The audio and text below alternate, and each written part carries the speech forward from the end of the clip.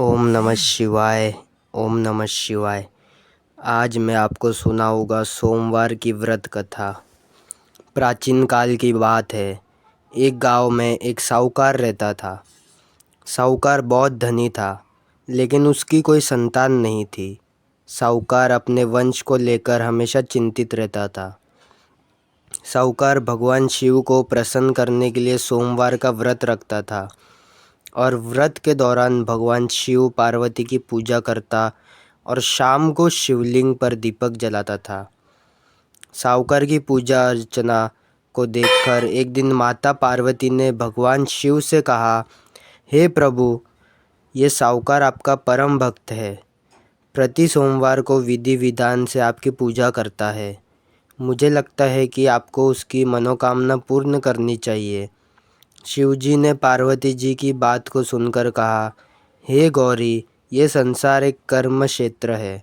जैसे एक किसान अपने खेत में बीज बोता है तो कुछ वक्त बाद उसे पेड़ मिलता है, उसी तरह इस संसार में आदि जैसा कर्म करता है वैसा उसको वैसा ही फल मिलता है। भगवान शिव बोले कि इसके कर्मों में संतान सुख नहीं है, लेकिन माता पार्वती ने भोले भंडारी से दोबारा आग्रह किया और कहा, हे नाथ, फिर भी आप इसकी मनोकामना पूर्ण कर दीजिए। यह आपका परम भक्त है। अगर आपने अपने भक्तों की इच्छा को पूर्ण नहीं किया तो वो आपकी पूजा आराधना क्यों करेंगे। माता पार्वती के इतना आग्रह करने पर भगवान शिव ने कहा, यह साहूकार बहुत धनवान है और इसके कोई पुत्र नहीं है, इसलिए यह सदैव चिंतित रहता है। लेकिन इसके भाग्य में संतान योग भी नहीं है। लेकिन तुम्हारी आग्रह करने पर मैं इसे पुत्र प्राप्ति का वरदान दे देता हूँ। लेकिन इसका जो पुत्र होगा वो केवल 12 साल तक ही जीवित रहेगा। फिर एक रात्रि शिवजी ने साहूकार को स्वप्न में दर्शन दिए और कहा कि उसको जल्द ही पुत्र प्राप्त होगा, लेकिन उसका पुत्र दीर्घायु नहीं रहेगा, बल्कि केवल 12 वर्ष तक ही जीवित रहेगा। यह बात सुनकर साहूकार ने तो प्रसन्न हुआ और न ज़्यादा दुखी हुआ। साहूकार ने इस बात को सुनकर भी पूजा अर्चना जारी रखी और कुछ दिनों बाद साहूकार की पत्नी गर्भवती हो गई और उससे एक सुंदर बालक को जन्म दिया। बालक के जन्म से घर पर हर्ष उल्लास का माहौल था, लेकिन साहूकार खुश नहीं था, क्योंकि उसको पता था कि उसके बालक का यह जीवन केवल 12 वर्ष तक का ही है और उसने किसी को भी यह बात नहीं बताई थी। जब साहूकार का बालक 11 वर्ष का हुआ तो साहूकार की पत्नी ने कहा कि अब इसका विवाह कर देना चाहिए, लेकिन साहूकार ने मना कर दिया और शिक्षा के लिए काशी भेज दिया। साहूकार ने बालक के मामा को बुलाया और पैसे देके उन्हें बालक के साथ काशी जाने का आदेश दिया। फिर साहूकार ने मामा भांजे से कहा कि वह काशी जाते समय रास्ते में यज्ञ करते हुए और ब्राह्मण को भोजन कराते हुए ही जाए। दोनों मामा भांजे ने ऐसा ही किया। काशी जाते वक्त जिस रास्ते में मामा भांजे गुजर रहे थे, उसका राजा अपनी पुत्री का विवाह एक ऐसे राजकुमार से करवा रहा था जो कि काना था, यानी उसकी एक आँख से नहीं दिखता था।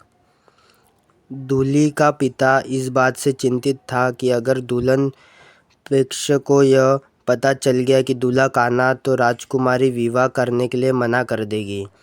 इसलिए उसने जब साहूकार के पुत्र को देखा तो उसने सोचा कि मैं अपने बालक के स्थान पर तोरण के वक्त इस बालक को बिठा दूंगा और दुल्हन के पक्ष वालों को पता भी नहीं चलेगा। दूल्हे के पिता ने साहूकार के पुत्र को इस बात के लिए राजी किया। इस तरह साहूकार के उस लड़के दूल्हे के कपड़े पहने और घोड़ी पर चढ़ गया। तोरण की रस्म पूरी होने के बाद फेरों की जब बारी आई तो दूल्हे के पिता ने साहूकार के पुत्र से अनुरोध किया कि वह दुल्हन के साथ फेरे ले और जब विवाह संपन्न हो जाए तो यह बात किसी को ना बताए।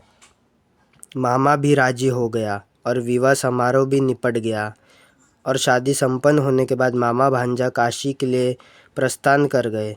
परंतु साहूकार के पुत्र ने दुल्हन के कपड़ों पर लिख दिया कि तुम्हारी शादी मुझसे हुई है, लेकिन जिसके साथ तुम जाओगी वो आँख वाला आदमी और मैं काशी में शिक्षा ग्रहण करने जा रहा हूँ।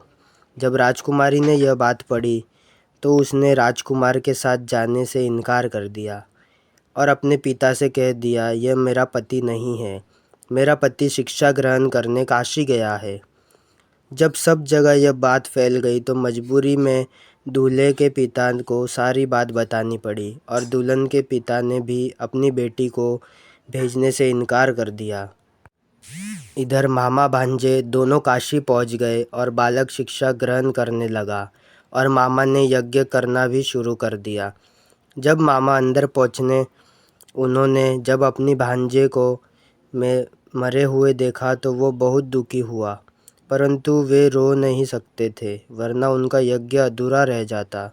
इसलिए मामा ने वापस जाकर यज्ञ पूरा किया और ब्राह्मणों को भोजन कराने के बाद मामा अपने मृत भांजे को देखकर रोने लगे।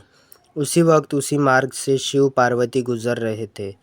माता पार्वती ने किसी को रोने की आवाज़ सुनी तो उन्होंने शिवजी से कहा, हे प्रभु, कोई मनुष्य रो रहा है, चलो उसको दुखों को दूर कर देते हैं। शिव पार्वती मामा के पास गए और उन्होंने जब मृत बालक को देखा तो हैरान हो गए, क्योंकि वह भगवान शिव के आशीर्वाद से जन्मा साहूकार का पुत्र था। उन्होंने शिवजी से कहा, हे प्रभु, आप इस बालक को जीवन दान दे दीजिए, वरना इसके माता पिता जीते जी मर जाएंगे। माता पार्वती की आग्रह करने पर शिवजी ने उनकी बात मान ली और उसे जीवन दान दे दिया। साहूकार का पुत्र जीवित हो गया और मामा भांजे अपनी घर की ओर प्रस्थान करने के लिए चल दिए। रास्ते में साहूकार का पुत्र उसी शहर से गुजरा जहाँ उसका विवाह हुआ था। दुल्हन के पिता ने बालक को पहचान लिया और मामा भांजे को लेकर अपने महल आ गए। दुल्हन के पिता ने एक समारोह किया और अपनी पुत्री को साहूकार के साथ भेज दिया। जब साहूकार का बालक अपने घर पहुंचा तो उसके माता पिता छत पर बैठे थे और सोच रहे थे कि अगर उनका पुत्र सही सलामत वापस नहीं लौटा तो वह दोनों भी इस छत से कूदकर अपनी जान दे देंगे। पर उसी समय उसके मामा वहां आ गए और उन्होंने बताया कि उनका पुत्र जीवित है और वह विवाह करके वापस लौटा है। साहूकार ने अपने बालक को जीवित देखा तो खुशी से उसका स्वागत किया और साहूकार का पूरा परिवार खुशी खुशी अपना जीवन बिताने लगा।